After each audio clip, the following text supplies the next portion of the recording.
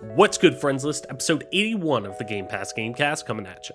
Machine Games, known best for their development on the newest iteration of the Wolfenstein series, has received praise for their ability to tell interesting narratives with bombastic set pieces in first-person shooters, but the Swedish developer is set to put that skill set to the test in a direction that many weren't predicting, by developing a new Indiana Jones game.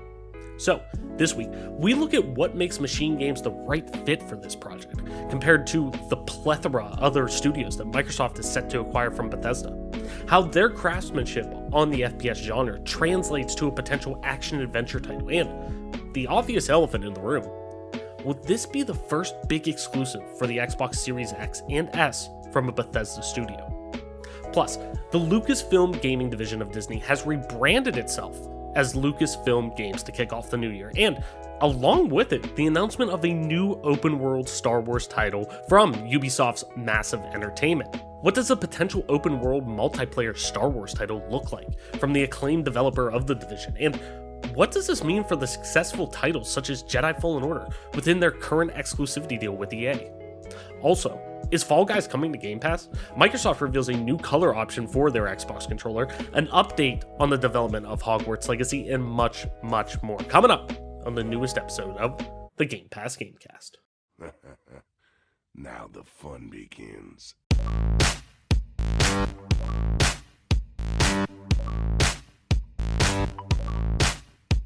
Richard. Stop! You violated the law.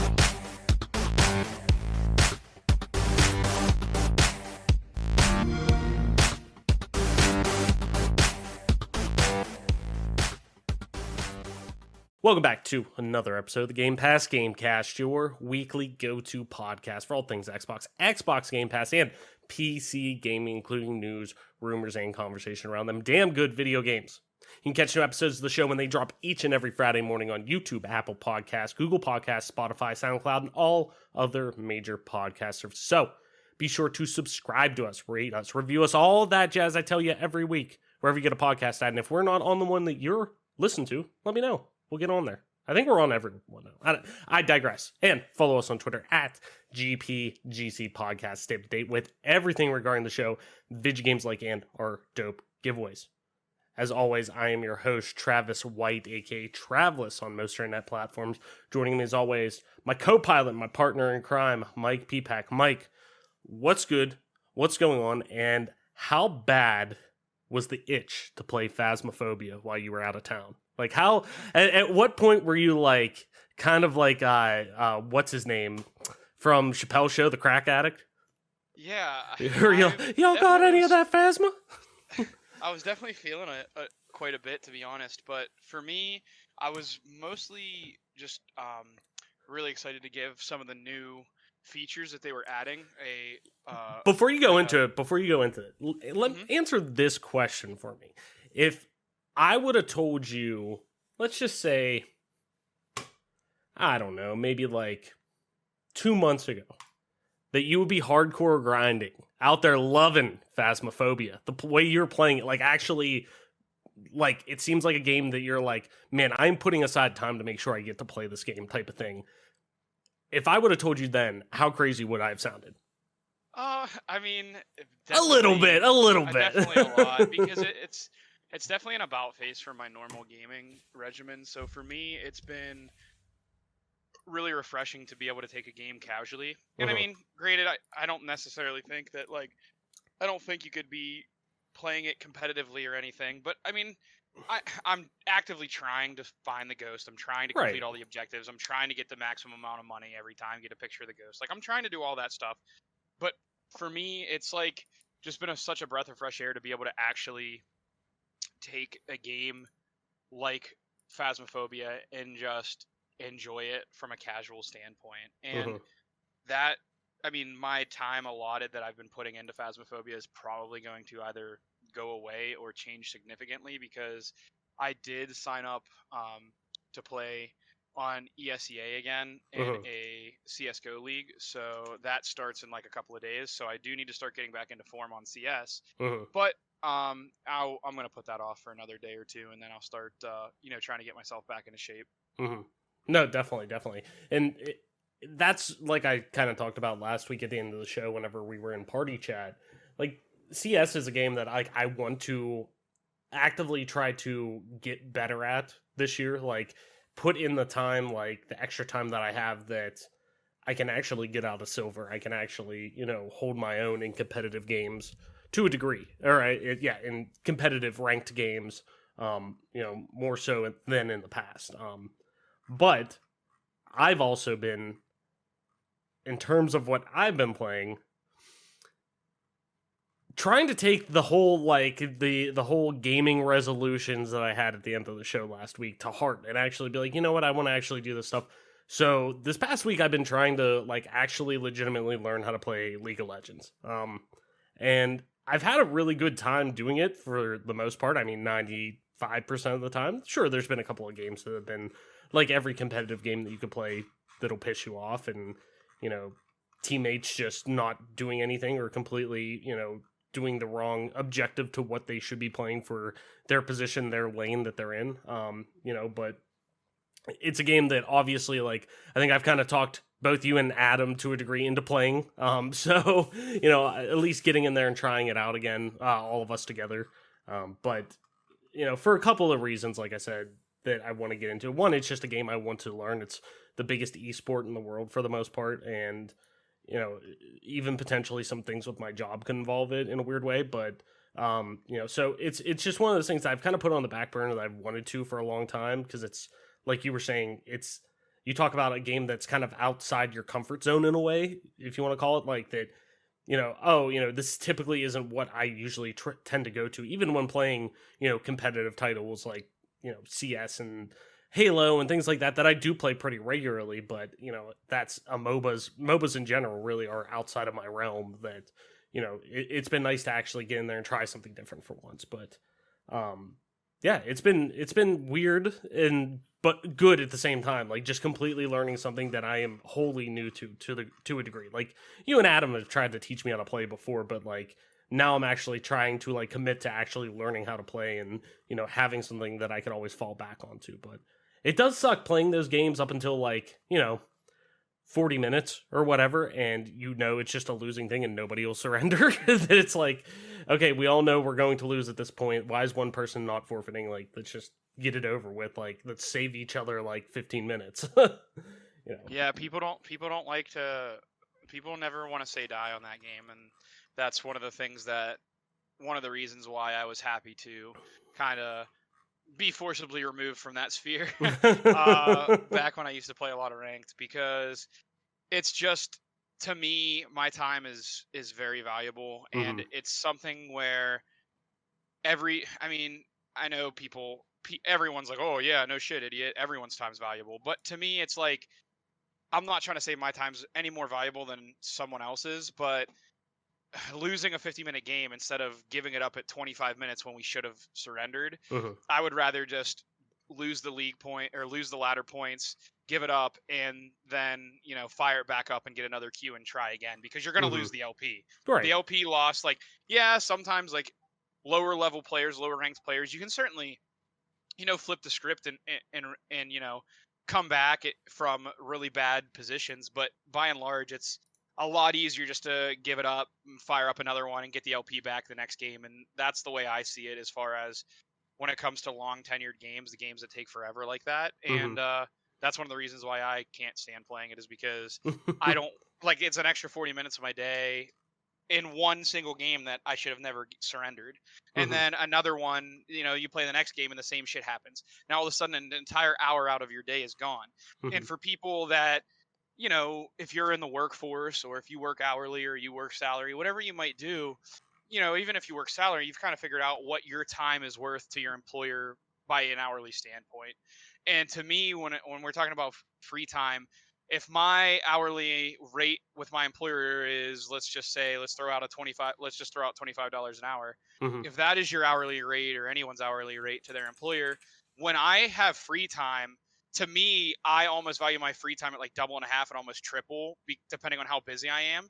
So you're talking about $75 an hour personally that I feel like my time's worth, especially when I'm doing something that I want to do. Mhm. So when people don't want to surrender and you are losing hour-long games, I see it as I'm losing $75 an hour, like boom, boom, boom, Right. just Yeah. falling off. And that might be a cynical way to look at it, and that might be a really strange way that people don't.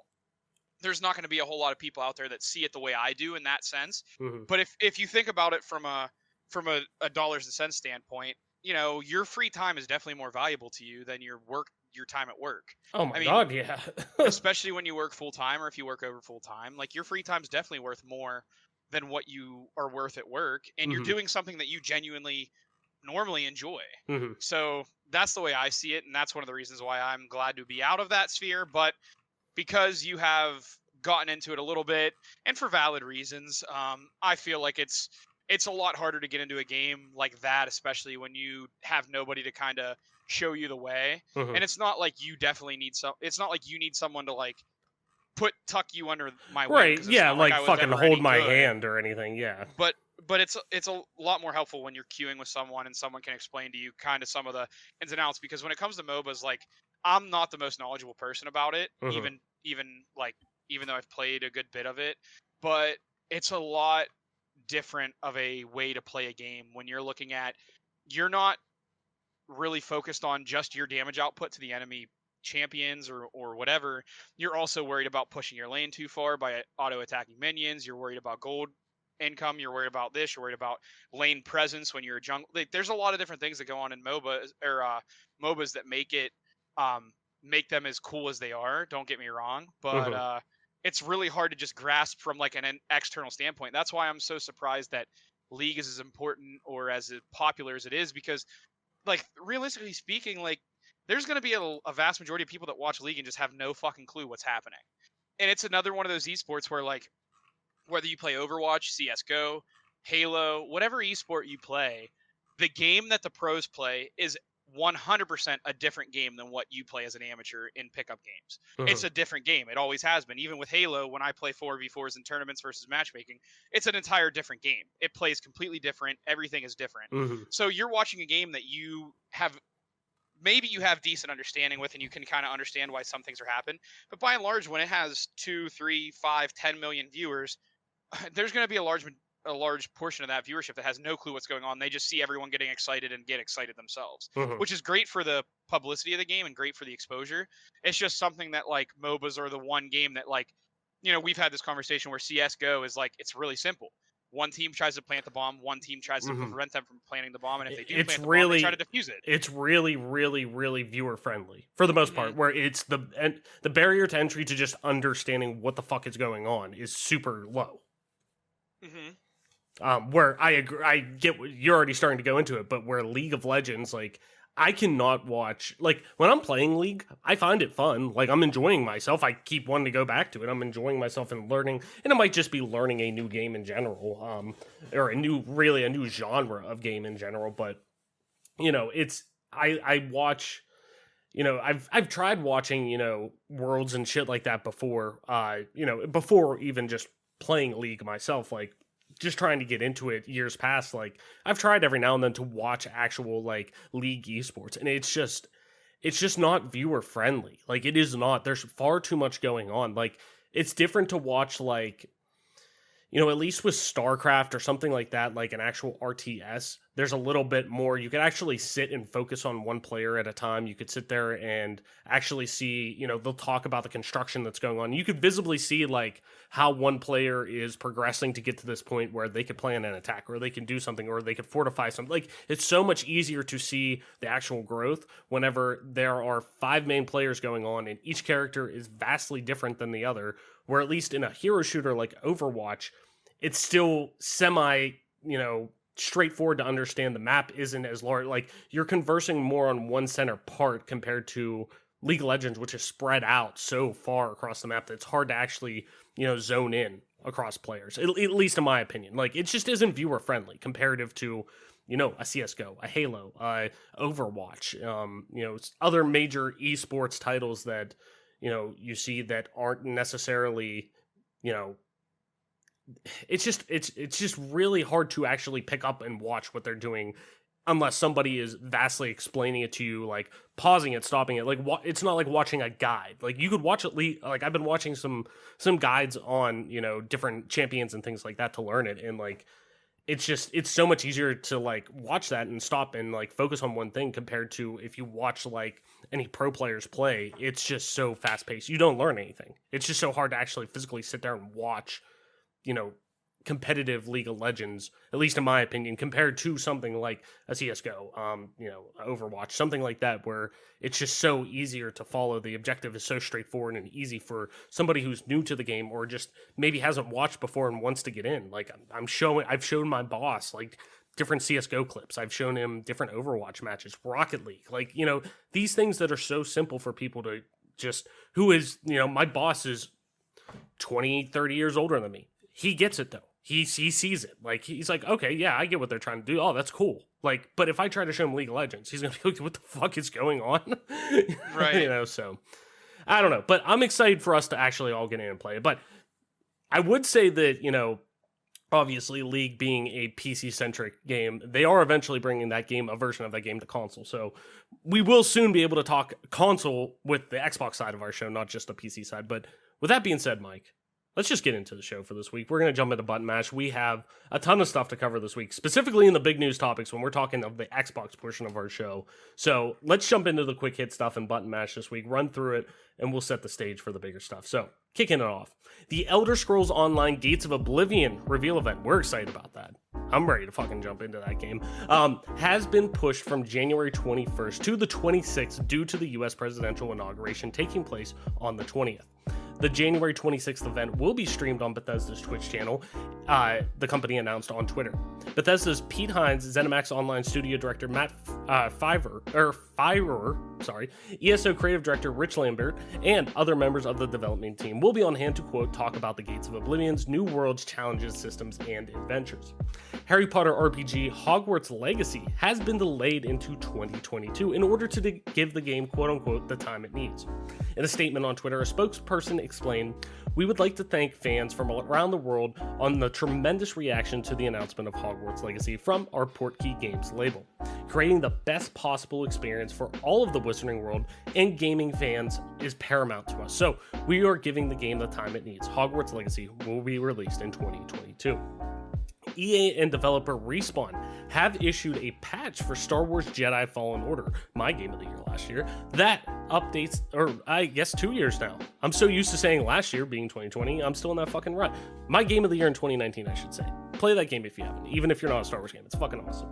Anyways, while it's not a quote-unquote next-gen version of the game, it doesn't add features or new tech. The patch does allow the PS4 and Xbox One versions of Fallen Order to make use of the significantly more powered console's hardware.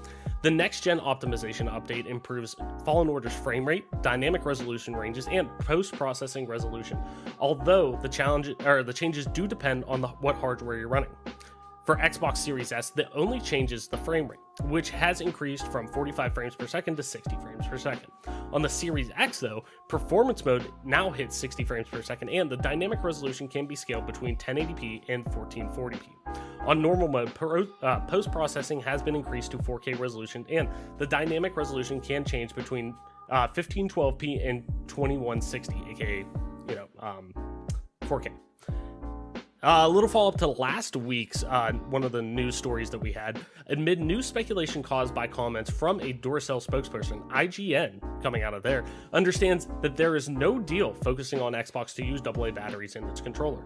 Speaking to Stealth Optional, Duracell UK marketing manager Luke Anderson sparked speculation by saying, quote, "There's always been this partnership with Duracell and Xbox. It's a constant agreement that Duracell and Microsoft have in place. The deal is for OEM to supply the battery products for the Xbox consoles and also the controller battery." So that deal is going to go on for a while. It's been going on for a while, and I think it needs to go on for a while more. So obviously, no truth to that, supposedly. So who the hell knows why they chose to, at this point, to keep AA batteries? It's not like it's 2021 now. So following up there, some not great news. 7-time classic Tetris World Champion Jonas Neuenbar has died at the age of 39 from a, quote, sudden medical emergency. The news was given by Neuenbar's Twitter account with the message reading, quote, "It's with a heavy heart that we deliver the terrible news that Jonas has passed away from a sudden medical emergency. He was the absolute best. We are devastated, overwhelmed with grief, and we already miss him dearly. Information to follow when it is available." Which a lot of people now in the Xbox community are jumping into Tetris big time because of Tetris, the new release of Tetris Effect with the Series X that's come out. So, definitely something that's ridiculously horrible to hear about. But Mass Effect Legendary Edition, the remaster collection of the original BioWare RPG trilogy, releases on March 12th, 2021, according to a report by Eurogamer. The release date leaks comes courtesy of Singapore retailer Shopitry and Indonesia company GS Shop, both of which have posted the March 12th date, which was spotted by Twitter user Idle Sloth. Eurogamer states that their sources believe this date is accurate. Electronic Arts has yet to confirm any official release date for the Mass Effect trilogy. Legendary Edition, I'm sorry. The long-awaited console edition of Facepunch Studios' Rust has been rated by the ESRB for Xbox One and PS4. The ESRB rating mentions that the game will be coming to PlayStation 4 and Xbox One with no mention of next-gen consoles, though the game will likely be playable on PS5 and Xbox Series X/S via backwards compatibility. With ratings announcements usually coming shortly before release, it seems likely we're going to get an official release announcement in the near future. The announcement that Rust would be coming to consoles in November of 2019 came during the XO19 conference with a planned release date of 2020. The popular survival game slipped outside that window with Port Studio 11 shifting estimations towards 2021 in a December 2020 update. And finally, went on a good note, All Games Done Quick 2021, the video game speedrunning marathon that raises money for charity, has just raised $2.758 million for the Prevent Cancer Foundation. Games Done Quick announced the incredible news on Twitter while also thanking everyone involved and promising that news for its next big event, Summer Games Done Quick 2020, will be coming in the near future. So, Mike, before we head into all of the big news we have this week, which we do have a lot, anything you want to run back and button mash before we start moving forward into the show? Yeah, the terrible news about Jonas, the 7-time world champion of Tetris, Jonas Neubauer, is definitely something that reverberates with me personally. But I think that if there's one thing that people are going to remember about Jonas, it was the popular video that came out when he was dethroned as world champion by, I think it was a 15 or 16-year-old kid. I should probably know that. Give me one sec. It is 16-year-old. So, there's a video on YouTube where they play a 42-minute match, and there was a short going around on Facebook videos that was really popular back in 2018 when it first happened. But basically, it shows Jonas Neubauer losing, essentially. The kid that beats him continually just continues on, line after line after line is just drilling these lines, and Jonas just stands back and watches, and instead of being toxic or being salty, which I don't think anyone would ever think that's the case, but with an esport, something like that, when someone's a 7-time world champ, he might be a little salty that he gets dethroned by such a young kid, but he sits back in amazement and watches the kid win, and gives him applause and congratulates him. He's like the first person to walk over and congratulate him, and I thought that spoke volumes for the type of person that he was, and the world truly lost a really important ambassador as far as gaming in general, and Tetris esports, I guess you would call it. I really can't stand the term esport, but alas, it's 2021 and that's what everyone's calling it. Electronic sport. I hate it, but I can just tell the disdain in your voice. I hate it. Bad. It's so bad. And outside of that, just really pumped for Mass Effect and Games Done Quick.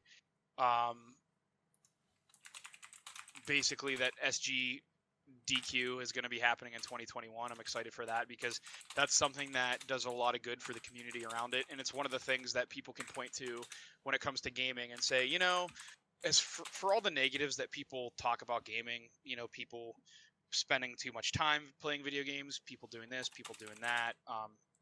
whatever your excuse is to not dislike gaming, Mhm. this is one of the things that people can point to and say, hey, for as bad as you say gaming is, this is something that comes of it that's really great. And it's something that the whole entire gaming community comes together, whether you love, to play CSGO or no matter what you play, Mhm. they play games that you played as a kid. It's what got all of us started. And that's what I think the coolest thing about GDQs are. And I'm really excited to see that.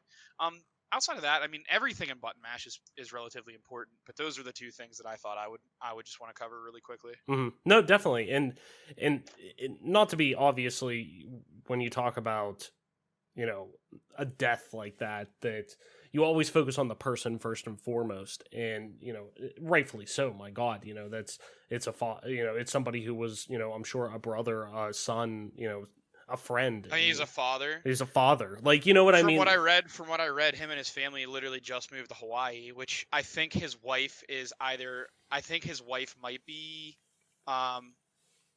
of Pacific Islander descent, or Mhm. she might be like Asian, and it's like a good middle spot for them type Mhm. thing. You know what I mean? Mhm. So, but yeah, they had just moved to Hawaii as far as I could see just from tweets online and stuff. Yeah, it's just devastating. But looking at him as the gamer that he was, like I envy anybody who is able to actually competitively play Tetris to that ability, who has that type of mastery with that game, because it is so, the minutia of that game is just so incredibly intelligent and very detailed, and you have to be thinking like 60 steps ahead with everything you do. Like it's just it's one of those games that like I could pull up Twitch streams and watch like these high caliber like Tetris players play, and it's just fucking fascinating that it's like, how the fuck did you envision that was coming, that piece was coming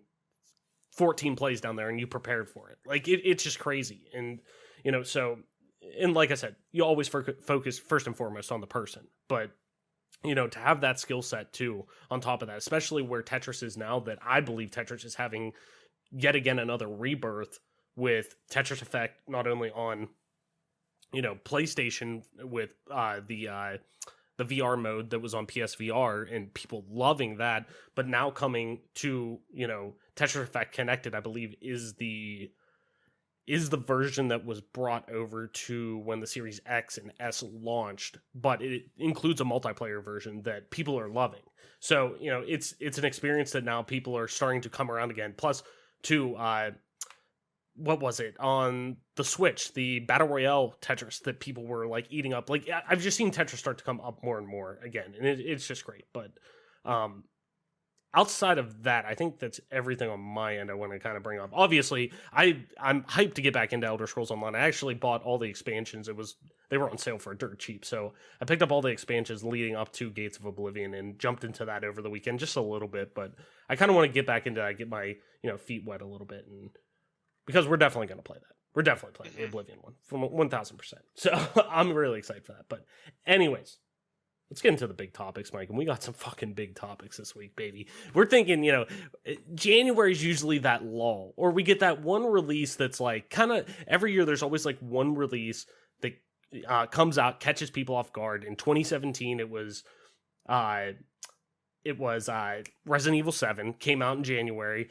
Year after that, Monster Hunter World. Like, Capcom's starting to become that, like, we're going to put out the heat right now. Year after that, fucking Resident Evil 2 remake. Like, January is usually that, like, lull, and there's one decent, like, kind of big game that comes out. But we're getting heat right now with news coming out right now.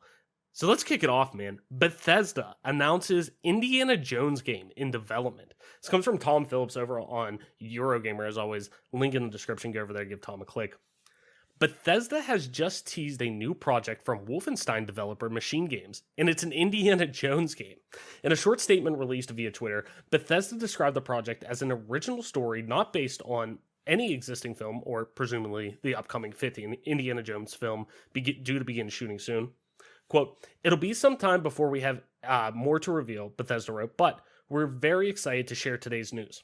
A brief teaser trailer show that's included with the link gives few hints as to what to expect.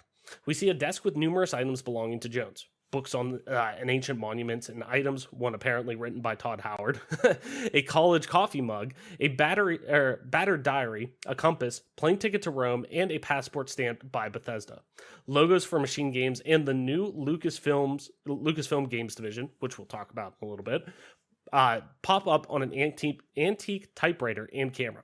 Then we see Jones' iconic hat and whip as the start of the series' iconic theme kicks in. Swedish studio Machine Games has made a name for itself as the creator of the Nazi killing games such as Wolfenstein: The New Order and follow-up The Old Blood, as well as 2017's Wolfenstein 2: The New Colossus and spin-offs Young Blood and Cyberpilot. It is a subsidiary of Bethesda and its parent company ZeniMax Media, which of course will soon in turn be part of Microsoft. There's no word yet on whether the game will be released first or exclusively for Xbox platforms due to Microsoft's impending purchase of Bethesda.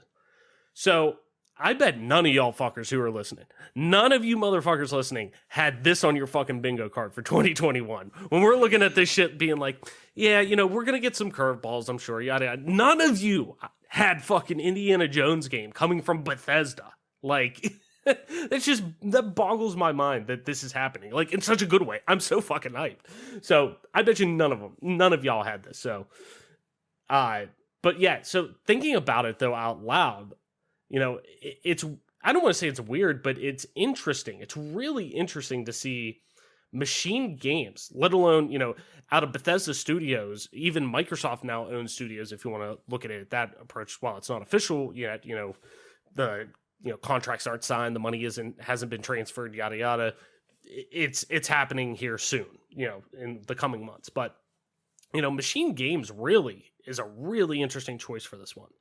And while the studio was really founded by former employees of Starbreeze well over a decade ago, their experience really has been exclusively in first-person shooters with a narrative emphasis. Like when we're looking at it, it is pretty much exclusively Wolfenstein, the newest iteration of Wolfenstein, I should say. But not that you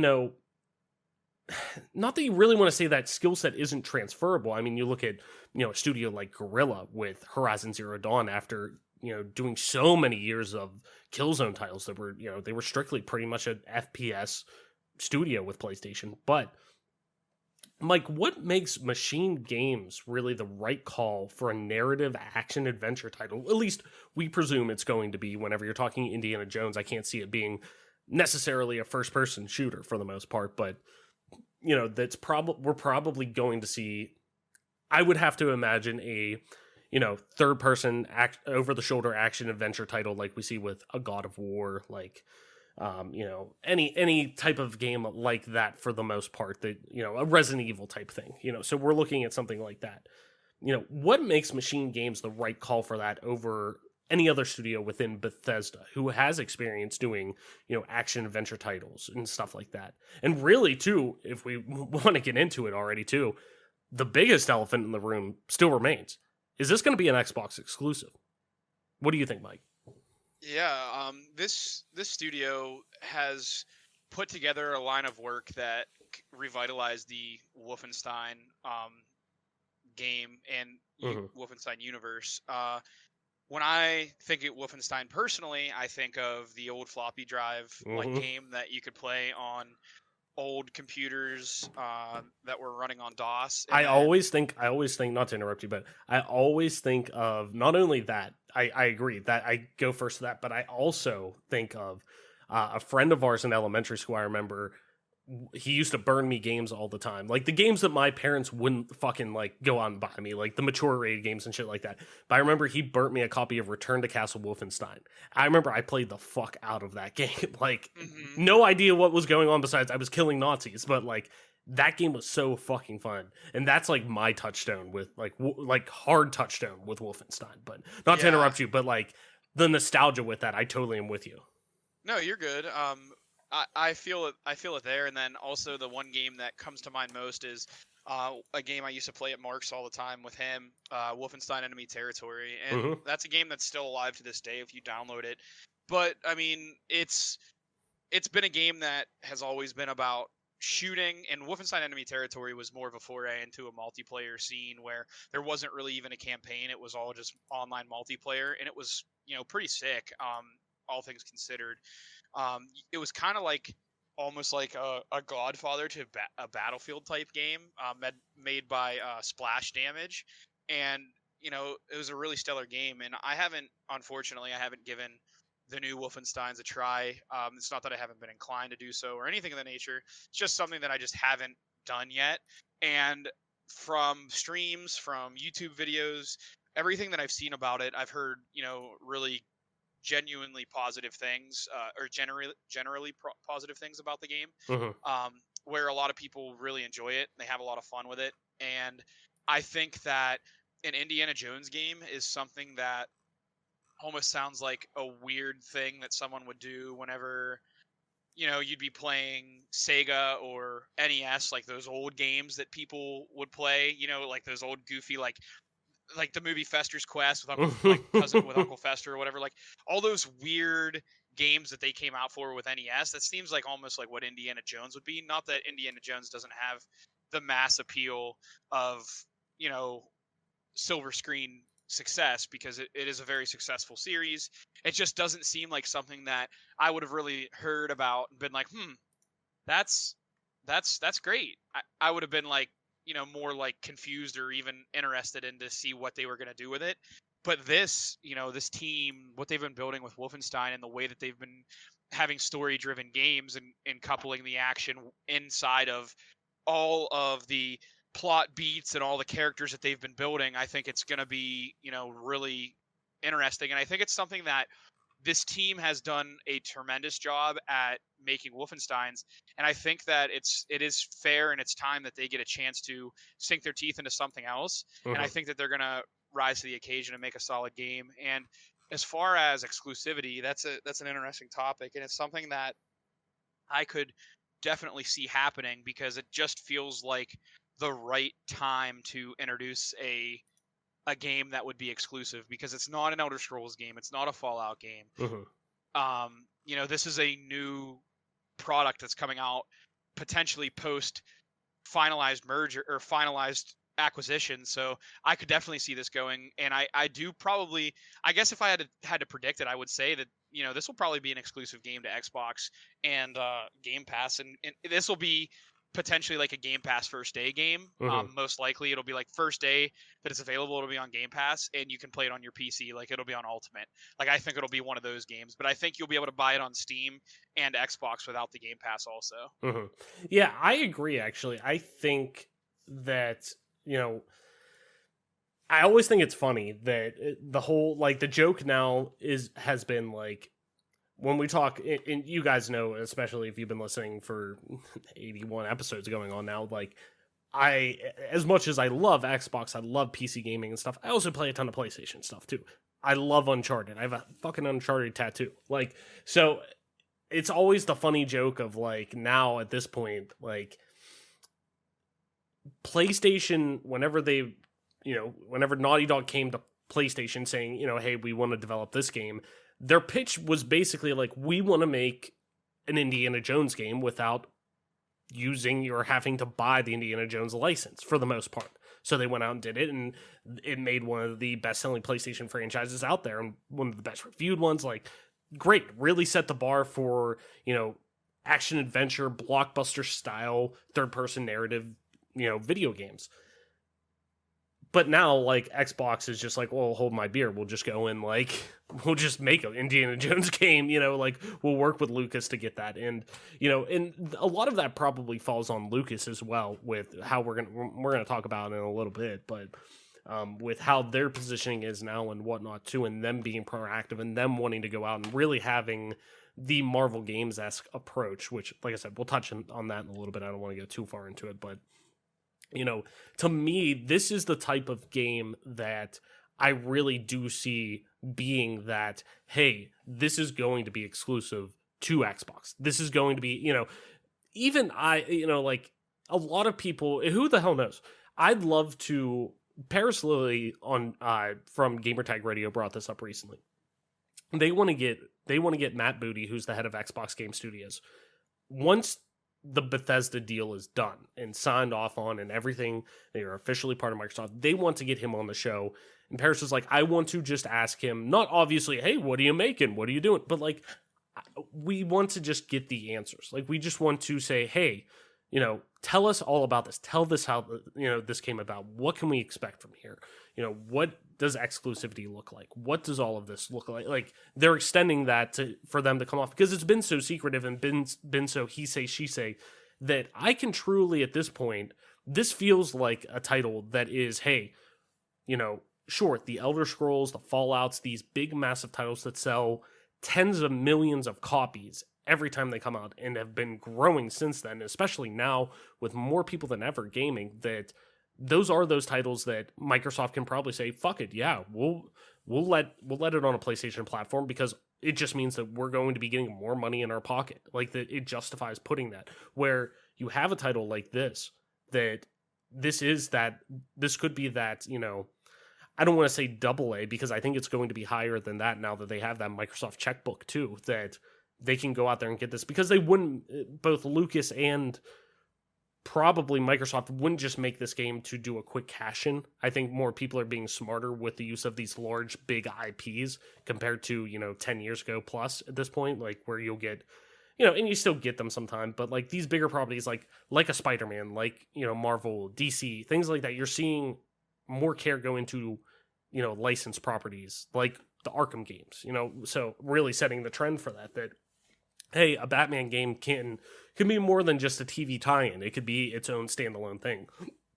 But this is where I see, like you were saying, Mike, I see this coming in to be that exclusive, like, hey, sure, you could still play, Elder Scrolls 6, you could still play Fallout on PlayStation, on, it'll come to Stadia, it'll come to Switch, 3 years down the road, whatever, but this is for, hey, you can only play this game, this Indiana Jones game on Xbox. This is for our community. You can get into our ecosystem for $1 right now. Like, come on in. Like, stuff like that.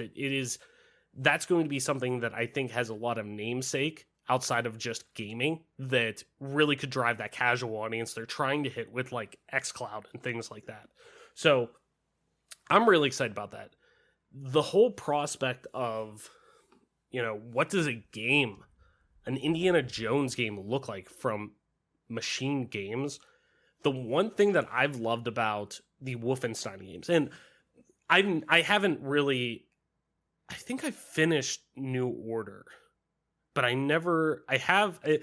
they're backlog games of mine for the most part. I need to go back and finish. You know what? I never did finish the first one. So I need to go back and finish and play through them. But the one thing I know from the newer iterations of these Wolfenstein games from Machine Games is they do set pieces great. That is their thing. And that is what an Indiana Jones really, movie is for the most part. It's an action adventure, movie that you're watching with big set moments and, high tension and, explosions and things like that. Like, a modern version of that would include all of that. So, I think that is a really good studio to even potentially go down that rabbit hole with. That, I could see them making something good. Now, how does their skill set transfer to, I see this being a third person over the shoulder action adventure title, like a God of War, like a really nail on the head, first party Sony exclusive title that we've been seeing this, last generation. It's going to be a title, I could see it being a title like that. I don't see it being a first person shooter or anything. I could be wrong, but I want to see how well that transfers. I think they have the skill set to do that. I think that a lot of their narrative work and their writing and their world building and things of that nature will help carry maybe some of the ends that they don't have as much experience with. But then again, they have that Microsoft checkbook now. They can hire. They can bring in people who have experience doing that. I mean, hell, look at the Initiative. Like, they opened up the checkbook and said, this is what we want. We're going to start pulling people from Sony Santa Monica. We're going to start pulling people from Insomniac. Drew Murray, who's, one of the best artistic minds from Insomniac Studios for so long, now with the Initiative. So, I'd love to see them start to expand that studio a little bit. But being a Swedish studio, yeah, that's also going to come into play too. So, maybe it is bringing people in from Guerrilla and kind of poaching from there. To have that similar, okay, they went through the same thing. Maybe we'll bring in people from there. But nonetheless, I'm just fucking excited. Like, I love Indiana Jones. I'm curious to see if, this will be a Harrison Ford clone Indiana Jones type thing. Like if it's going to be, hey, we're going to use, Harrison Ford's, face for this. We're going to model the, Indiana Jones character after him or not. Or if it's just going to be, hey, this is a prequel. Hey, this is, there's a lot of avenues that they can go through. I think that they'll take it more like a Marvel games, but like I said, we'll touch on that in a little bit. But yeah, man, I'm really, really, really excited for this. That's something nobody expected. Nobody expected this kind of announcement to come out of nowhere. And really, the big thing with, if this is an Xbox exclusive, which I think we're both in agreement that it is probably going to be, this to me helps answer the bigger exclusivity question with Xbox, because Xbox has never had an exclusive problem to a degree. What they had was weight of exclusives. They never had something like, they haven't really had anything the past, 2 console generations, really since the 360, that, they can lean into when, they had new IP coming out, but then they had those IP were able to carry weight. Your Gears of War, you had Halo culminating with Halo 3, and then also riding the wave of Reach as well to kind of, sunset that console, and Halo 4, but that kind of fell off a little bit. But, you had these bigger titles. You had an Elder Scrolls Oblivion to kick it off that really, in my opinion, set the standard for that next generation of open world gaming. So you didn't really have these exclusives. Mass Effect too. You think of Mass Effect, like the first Mass Effect was exclusive. So like you look at that and you have these IP that started to carry weight and started to move forward that Microsoft just didn't have that last generation. And I think and that's why I think I was a little hesitant at first with Perfect Dark when they announced Perfect Dark as the initiative's first game, that I was like, me, somebody who played Perfect Dark on the N64, yeah, I'm hyped about that. Even just the prospect of having, I always love the remake, or reboot or bringing back an old franchise. Like I think art is so iterative, and that I'm always open to people. It's meant to be iterative and to be built on and have people take different directions with it. Like, so I'm always excited for that, to see different people's takes on things. So I'm really excited to see what the initiative builds on that. But, my big question was, what does that look like? What does a Perfect Dark game in 2021, 2022, 2023, whenever it comes out, like, what does that actually look like? What does that franchise hold the weight that Microsoft may think it does? Just because they have it, does that mean they have to use it? So I think this answers a lot of that, where you throw in Indiana Jones, you throw in a studio like Machine Games, who has been, their Wolfenstein titles outside of Youngblood, which was much more of a, it was a spin-off title in all intents and purposes. It was a co-op spin-off title that was futuristic and wasn't necessarily, it diverted from what the, mindset of a Wolfenstein game really was. So, outside of that, their Wolfenstein games have been, reviewed fantastically. They're great at first-person shooter campaigns that are bombastic, big, and, off the wall. So, and I think that's perfect for an Indiana Jones game. Let's see how it translates to a third-person action-adventure game, if that's what they go through. So, Mike, let's head into our next news story. And it's another fucking big one, too. Ubisoft is making an open-world Star Wars game. This comes from Andrew Webster over on The Verge, as always, link in the description. The studio behind The Division is making a game set in a galaxy far, far away, according to a report from Wired. Today, Ubisoft announced that its Swedish studio, Massive Entertainment, is making an open-world video game that is set in the Star Wars universe. There are no details on when the game will launch, or on what platforms, or what slice of the Star Wars universe it will explore. The game will be built using Ubisoft's own Snowdrop engine, which is best known as the tech behind the Division series. Earlier this week, Disney rebranded its gaming division to Lucasfilm Games for what it described as a new era. Since then, the company announced not only Ubisoft's Star Wars game, but also an Indiana Jones title from Bethesda Studios' Machine Games. Previously, EA was the main developer behind blockbuster Star Wars titles, which resulted in games like the Battlefront reboots, open world adventure Jedi Fallen Order, and last year's space combat game Squadrons. Disney says the relationship will continue even as other developers work on the Star Wars games as well. Quote, "We're really proud of the games we have created with EA," Lucasfilm Games VP Douglas Riley says. Quote, "We will continue working with them and our relationship has never been stronger. While we may not have a lot of details to share at this moment, we've got a number of projects underway with the talented teams at EA," end quote. So another really interesting studio to partner with a huge property like Star Wars. Like it's another really interesting take. Massive really has been a studio that has been consistent with their pedigree when it comes to online multiplayer titles. Recently, obviously, their inception and develop and creation of the Division franchise, but we clearly don't know if this game is going to be single player or multiplayer yet. As far as I know, they've only said, "Hey, this is an open world Star Wars game."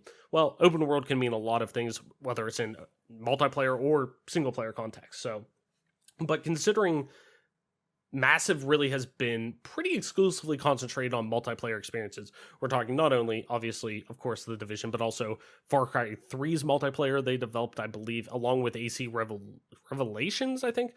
So what does a massive developed multiplayer Star Wars title look like?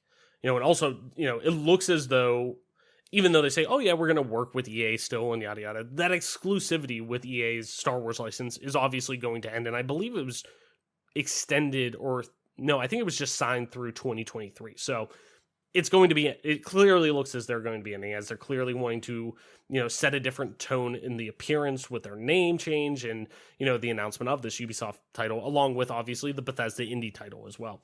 It looks as though they're trying to, as I was saying earlier, take this Marvel Games approach to their IP and finding, hey, let's find specific studios to work with on a specific project, compared to, hey, we're only going to work with EA studios moving forward type of thing. Mike, with that being said too, where do you go with these, successful projects, like they said, like Jedi Fallen Order and Battlefront? Where do they go with these EA projects? Do they still work with them to make sure that gets done? They said, yeah, we're still gonna, we got projects in the works, but what does that look like long term? I'd be hard pressed to imagine, that the former Jedi Fallen Order isn't going anywhere, considering they made a fuck ton of money off that game because they sold a shit ton of titles with that. So, what does that look like? And what does just a Ubisoft Star Wars game look like? It's definitely something that I think people are going to be really excited about, especially, I know you are a huge Star Wars fan, and for me, it's something that is definitely has gotten my attention. I'm interested to see what they do with it. Like you said, it's going to be something unique. I know that they came out with an MMO, a Star Wars MMO called The Old Republic, and I know Mike Collins played it a good bit, and he seemed to actually enjoy that a lot. But this sounds like an open world RPG, which I think it's something that every generation comes around, and the developers are pushing hardware as far as they can, and there's new hardware that they can kind of utilize to make their games the greatest games that they could make them. And this is a game that, like, Star Wars just feels like something that every single time a new generation of consoles come out or new technology comes out, it almost feels like the right time for a Star Wars game, because it always feels like you could push this IP, you could push Star Wars each and every time new technology comes out. You could just continuously push this further and further and further until you get to almost like a simulation type experience, because I think that's ultimately what some fans from Star Wars would want, is a simulation of what it would be like to live in that time. And that's something that I think you're getting to eventually. And there's going to be RPG elements. It's not going to be a true simulation where it's a linear story and you don't have any say in it. And it's basically like a movie, but you can control some things. Like, I think ultimately people want to make their own movies inside the Star Wars universe, and you're getting closer and closer to that. I think that this game will be something that, the team working on it has a lot of credence. You went through talking about Far Cry 3's multiplayer and AC Revelations and the Division, and Massive has this lineage of making quality games, and I think it's something that, again, much like Machine Games, cutting their teeth on a new experience, it feels like a change of scenery for for Massive, and it feels like something that Massive is going to take in stride and make a quality game. I think that you're going to see a lot of elements that you're going to be able to go to different galaxies or different planets, and you're going to be able to do all these things that you saw happen in the movie. And Mm-hmm. I think that's going to be great, and I think it's going to be an experience that people really love.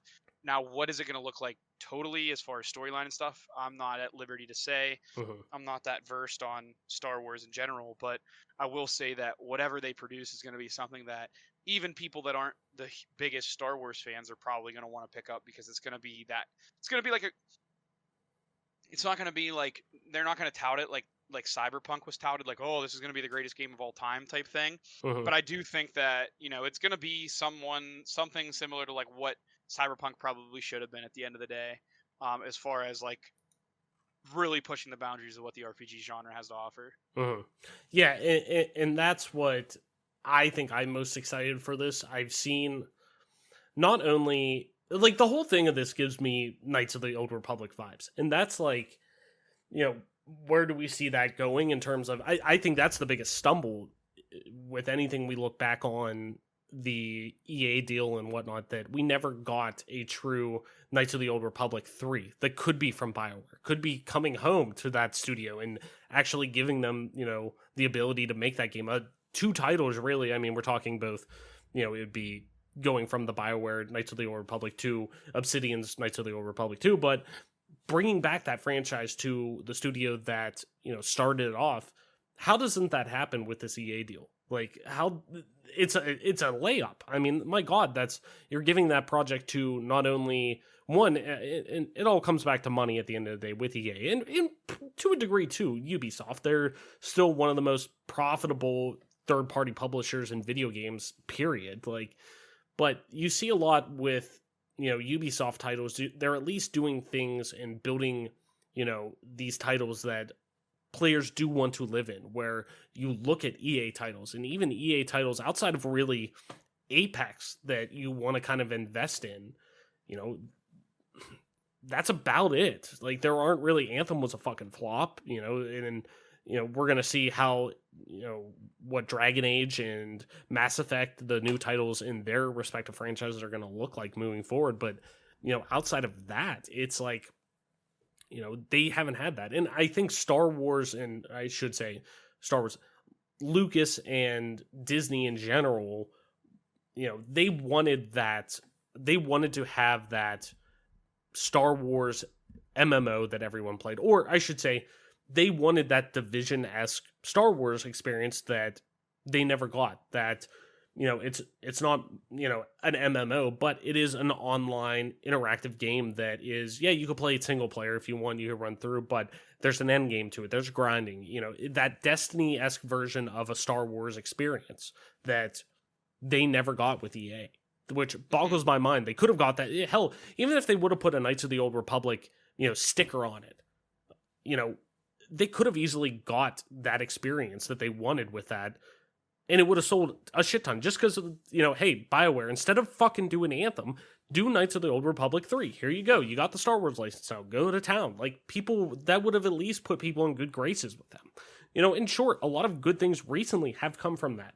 They've turned around Battlefront 2, which right now, if you play PC, you can go and get Battlefront 2's Celebration Edition, which I highly, highly recommend. You can get it for free on Epic Game Store right now. So go out there and get it. It's well worth your time.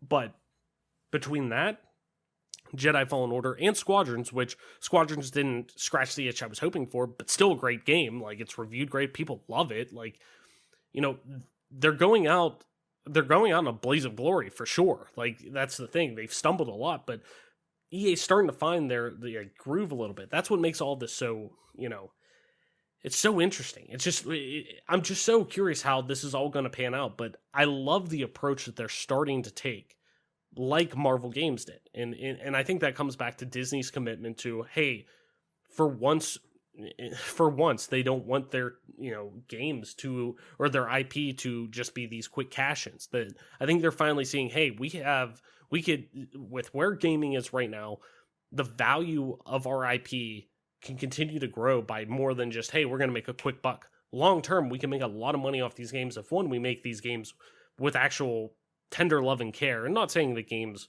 these quick cash-ins weren't made by developers who care about what they're doing and, care about the product they're working on. But, a lot of those games are made under crunch circumstances in like a year time. They're just quick cash-in games where, hey, let's take you look at Respawn's Jedi Fallen Order. Here, we want to work with you and we want you to move forward and we want you to make this narrative-driven Star Wars game. Here you go. Make it with how you want to make it, and a story, obviously, that they're working with Lucas with, but we want you to make the game you want to. And we're starting to see that now with Marvel games, with Spider-Man and Insomniac, that, hey, this isn't a movie tie-in or anything like that. This is its own own Spider-Man universe, that it has its own story. Like, it's uniquely built for that. And that's what I really am looking for with Star Wars moving forward. And granted, Star Wars is much more like they've closed the door on the extended universe stuff, like the books and all of that. Like, it's all kind of closed off now. It's not specifically canon anymore, but it's still the fact that you could still have those things like Knights of the Old Republic. You could still have these things, and we're seeing that right now with like DC Comics. Right now with their quote-unquote cinematic universe, it's called the DCEU. It's the extended universe where, yeah, they have they're working on the Snyder Cut now, which was a lead, of the Justice League, which was a culmination of movies like Marvel does with their cinematic universe. But they also have the Batman that's coming out. They also have, Birds of Prey. They also have these titles that are standalone. The Flash movie that's coming out. Like, they're standalone. It's like graphic novels, basically. That it's like, hey, we have a story to tell, and we want to tell it, and we want to use this character because we think this character can tell that story well, but it doesn't have to tie into anything, which I want to have that from Star Wars. I want these standalone experiences from Star Wars that we can just jump in, and sure, it could, in the long run, tie back into the bigger picture of Star Wars, but what's so great about Star Wars is there's so much out there that has never been tapped into before, that I think that's what people are so excited for. Star Wars fans are excited to, now that the Skywalker saga is wrapped up, the 9-film, Luke Skywalker, saga, or Anakin Skywalker saga that you want to call it, is finally tied up, buttoned up, it's done, that you can now explore more. It doesn't have to tie back into Luke Skywalker, Han Solo, or Leia. It doesn't have to do that. We could check out these vastly different galaxies still in the same universe, but there's just so much more to explore there that people have wanted for so long, that it's experiences like this and opportunities like this that Ubisoft is getting, specifically with Massive, who fucking crushes it when it comes to multiplayer gaming. Like, I get hot and cold with The Division, but they fucking commit to that product, and they have their state of the game videos that they'll put out talking directly to the community. They're always on their Reddit. They're very forward facing with this. So I would love to see what they do with this. I'd love to see, me personally, I'd love to see a fucking, really, if they want to, they're keeping the Snowdrop engine, which I think is a good call. If they literally make a bounty hunting game kind of like The Division, I'm cool with that. That sounds fucking rad. Like, I'm totally down for that. So, to me, that would be awesome. But I'm more interested in, like, hey, how's this going to play out for Jedi Fallen Order? Because I fucking adored that game. And it's set up perfectly for a sequel, and it sold a ton. It sold a ton of copies. They made them a fuck ton of money. It reviewed very well. People are excited about that experience, and they want more of that. So, while they don't have the exclusivity with EA anymore, I'm hoping that, they're still going to work with them, and that's still going to be, hey, Respawn, you did good. We want to keep you in the carousel of studios that we're working with. And I'm sure they have those conversations. I'm sure that's like, Christ, already you got to look at it as this deal's still going on until 2023. So clearly none of these projects that they already said that, hey, we're going to have more projects to announce throughout the year with Lucas Games. Clearly none of these titles are going to be ready. Unless it's an EA or an EA developed title, none of them are going to be ready until 2023. So, like, we're going to sit on this a while. So I think there's a lot that's still to be determined, and I still think we're going to get a Jedi Fallen Order 2. I still think we're going to get Battlefronts because they sell extremely well, and people still want those experiences. But will we see a Battlefront 3 from somebody else now? Who the hell knows? Because the biggest thing with the EA deal, I think a lot of people had was they were kind of shoehorned into using the Frostbite engine. Everything had to be the Frostbite engine, and finally EA started backing off of that a little bit, and they were like, okay, we'll let you use something else, but like that's what it just wasn't as flexible as people wanted because everything that EA had pretty much was fucking built on that, and it just wasn't very developer friendly long term that they had to compromise a lot of their visions because of that. And I'll always stand by, like, I may not agree with some of the decisions they make, but I always stand by creative freedom whenever it comes to developers and whatnot. So, and their vision for a game, I may not like it, but you know what? I'd rather them do that than be forced to do something because, well, we don't want you to commit to, we don't want to pay you pretty much. I guarantee that's what it is. We don't want to spend the money to have you guys work for a year on a new engine and then start developing the game. And it sucks. But I digress. Mike, let's head into our last news article for the week here. And it sucks. It sucks. I'm not going to lie. Fall Guys denies Xbox Game Pass rumors. This is coming from Anthony Puello over on Games Rant, as always, link in the description. The Fall Guys Twitter account is very active with community manager Oliver Hindle leading the charge over there. Earlier today, the official Twitter account responded to a tweet from Xbox talking about Xbox Game Pass, and this small interaction got fans hyped for a potential Xbox release. Ultimately, it seems like that isn't going to be the case, as Hindle returned to the platform to shut down the ideas. The Fall Guys is exclusive to PC and PlayStation consoles, so even during the height of its popularity, those on Xbox Stadia or Switch were unable to take part. This has been a bit of a sore spot for the community, as the game seems like it would be great on other consoles, and there is plenty of demand for it already. The post from the Xbox UK prompted followers to comment in order to get a recommendation for Xbox Game Pass, meant mostly as a fun way for Xbox to interact with its fans. When the official Fall Guys Twitter account responded with a simple, quote, "Can I play?" the comments section erupted with hopeful fans wanting to see the game ported to Xbox as well. When pushed on why it was made that comment on the Xbox post, the official Fall Guys account simply said they just wanted to see what game it would get. This disappointed some fans, but is completely in line with the type of casual posts that usually come from this account.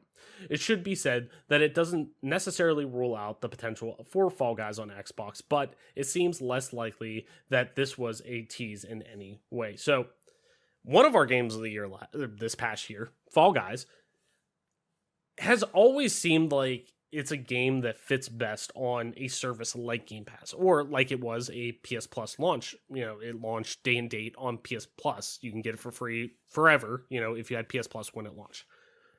Even though now it doesn't seem like it's going to be, at least right this second, to me it just seems like fucking inevitable that this indie darling is going to eventually make its way onto Xbox. Like, it just seems such a natural fit to get this thing on everything. Just considering, hey, we want to continue bolstering our player base, period.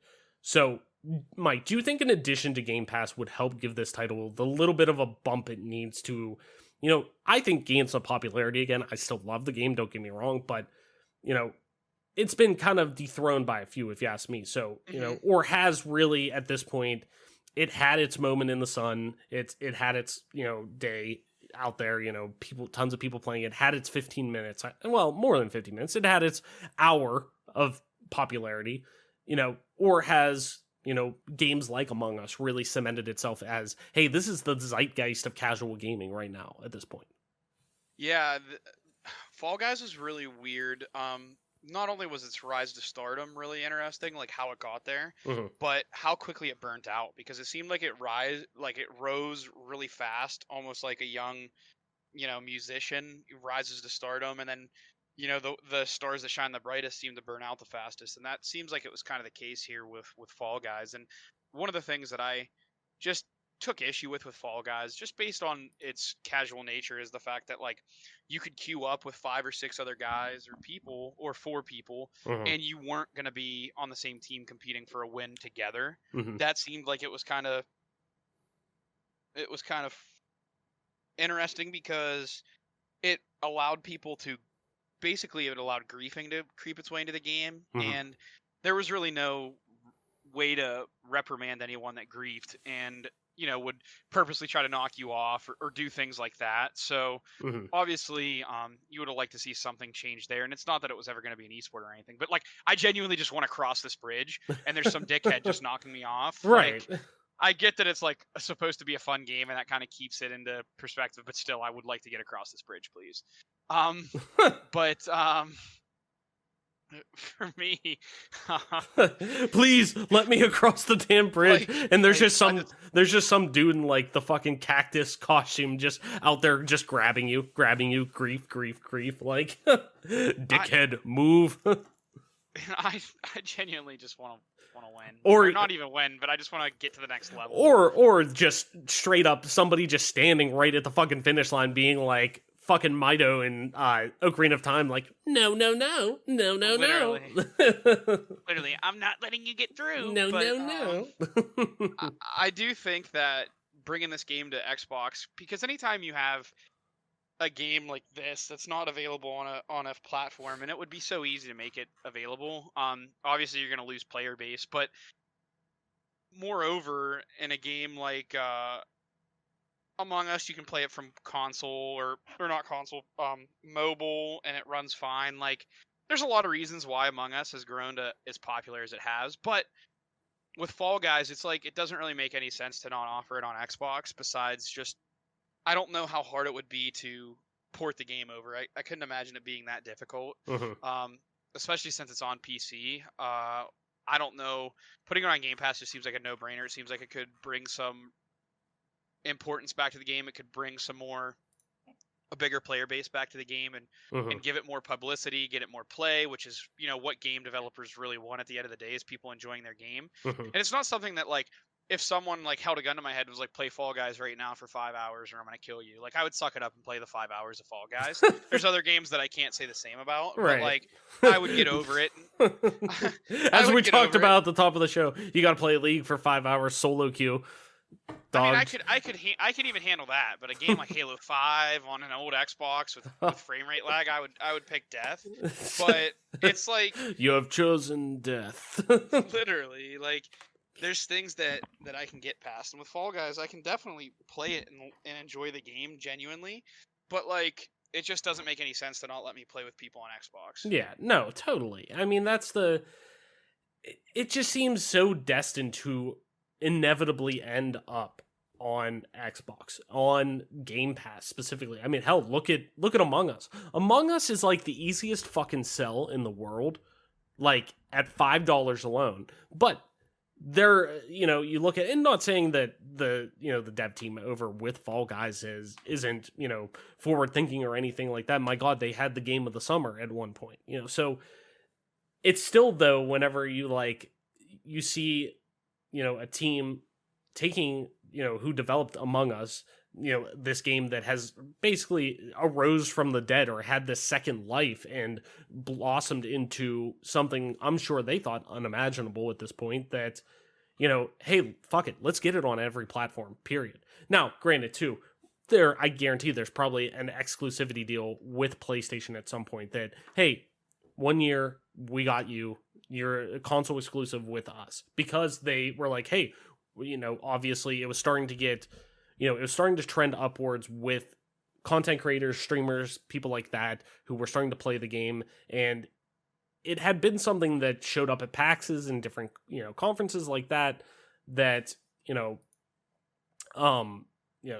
it was starting to get traction along those. It was more word of mouth, but then they started getting it in creators' hands and things like that, and it started to becoming this thing of like, hey, this is so simple pick up and play style that if you love, Mario Party, if you love game shows, if you love just playing mini games, like, this barrier to entry is super low. Everybody has a fucking, for the most part, it seemed like the PlayStation, given its 100 million plus owners at this point, was the go-to machine console generation go-to console last generation. That Sony approached us, hey, we're gonna cut you this fat check that you don't have to worry about fucking paying your bills for the next how many years if you let us put this for free to PS Plus subscribers, and we want console exclusivity for a year.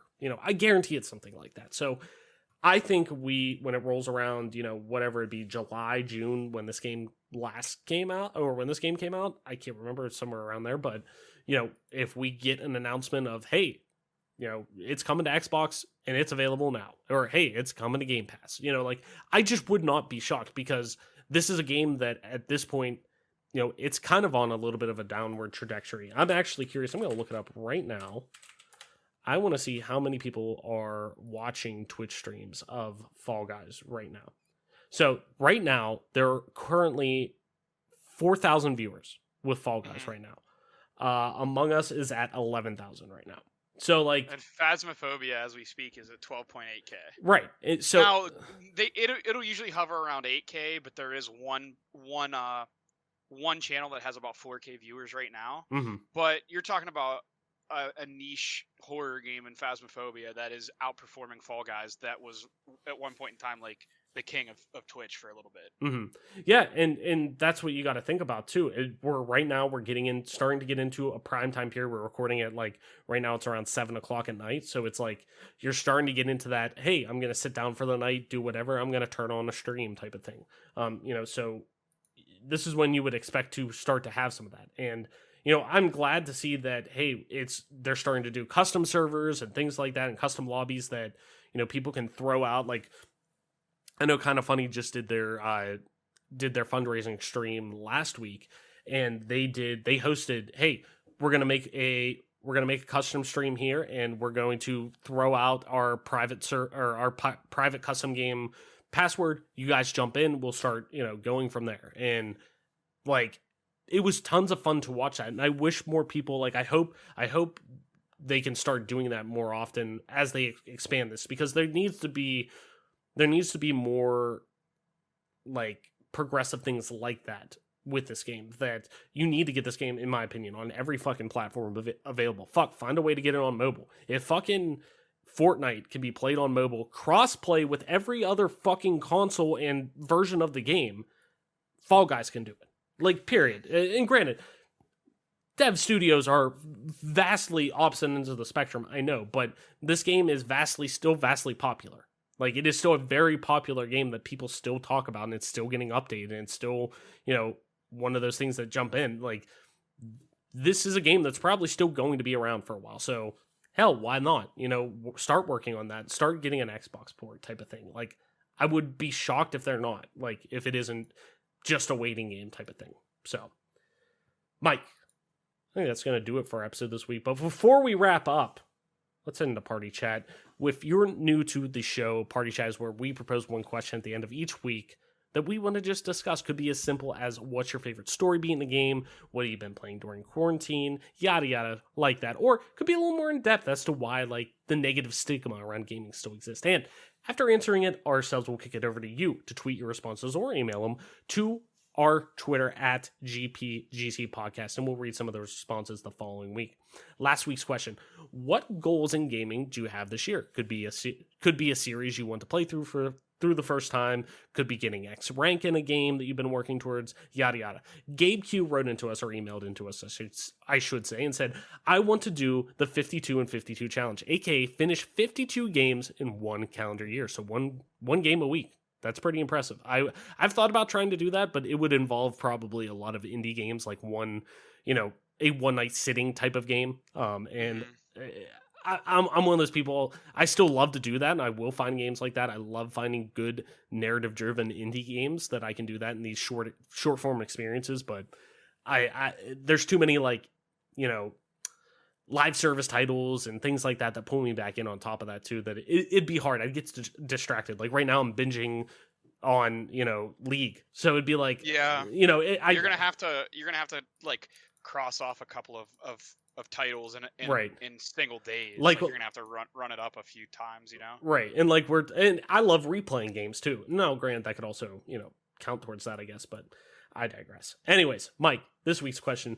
Do you see this console generation becoming the one that fully integrates Discord in some regard into the respective system's OS? Do you see Discord finally, now that Discord is one of the biggest, not just gaming, communication platforms or tools, it's used by everybody, businesses and things, but it's primarily gaming.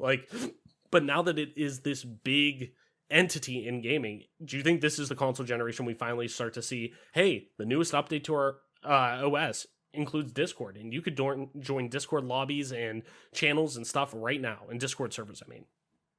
Yeah, the last generation we were able to Skype, and that was like kind of one of the common things that people would do when we were playing Halo is people would get on Skype together. Or even any game in general, like when we would play COD game battles matches, because Xbox Party Chat was delayed. Like it's not, some people would be like snobbing, like it's like a full second and a half or 2 second delay. It's not. It's like, it is like a half a second. Sometimes it does spark up all the way up to like a second. When you're playing competitive games, that 1 second can make make a huge difference. So people would play on Skype because it was instantaneous. So I was able to run Skype on my Xbox One and voice chat with someone while playing with them. So I can't believe that Discord hasn't been included yet, at least to be able to like log into your account and receive calls. I could see how logging into servers and joining servers and everything would be a little bit complicated to integrate, but how can I not just simply receive calls on my Xbox in 2021? I'll never know, and hopefully they update it with the new Xbox Series X, because that's something that does need to be added, because it seems like everyone has moved away from Skype, and a lot of people use Discord. And my CS team, we still use TeamSpeak, and I don't like, there's people that are huge TeamSpeak snobs because you pay for the server and it's like better quality, like whatever the case may be. He pays for the server, I don't care, I just get on there to play CS, and that's all I care about. But Discord works fine for me in every other way. So yeah, I mean, I don't see how it's not integrated yet. It's crazy to me that it isn't. Yeah, I'm kind of in the same boat. I'm just waiting on it's just the inevitable domino to fall. I mean, at this point, the fact that Discord has become such a mainstay in gaming that I'm shocked it wasn't like right from the get-go. Like that wasn't a thing that, PlayStation and Xbox, weren't both like, hey, and, we're the whole fact of, at the end of the day, the newest generation of gaming, and it kind of falls back to, I was talking to my boss with our new building, our new athletic facility we're opening up, that we both are like, the biggest thing with new things in general, period, new things, any new tech, any new building, any new whatever, one of the major things should be convenience. It should be easier to do what you were doing before on this new thing, or in this new thing, period. Like, that's just, with advancements coming, that's just natural to happen. That's how it should be. That convenience to be able to use all this all in one place should just be there. Like, it should start to just get there. And that's one of them that I'm just shocked that we're not at this point where it's like, yeah, Discord's right there. You can pop in and out. If you could Skype, you can, like, I remember using when I first got my fucking VCR Xbox One back in the day. Like, I remember being able to pin Skype to there and just being like, oh, that's a cool idea. I just want to try it, and trying it out while playing a game. Like, okay, cool. Yeah, that works, type of thing. So like, I'd love to see that if you're able to do that, like you say, call, like just receive calls and things like that. Like, even if it's bare bones stuff, like how isn't that, a thing that just, like it just shocks me that we're not there already. It's 2021 and we're not there. So, Mike, I think that's going to do it for our episode this week. Why don't you tell people where they can find you to talk about all the things we talked about today? Indiana Jones, Star Wars, all that nerdy jazz we talked about. Where can people find you on the interwebs? You can find me on Twitter at TOYSXLDIER. That's Toy Soldier, and the second O is an X. Or you can find me on Twitch at MP_Toy Soldier. Nice. And as always, I am your host, Travis White, aka Travelus, on most internet platforms, including at Travelus_ on Twitter. That's TRAVLESS_.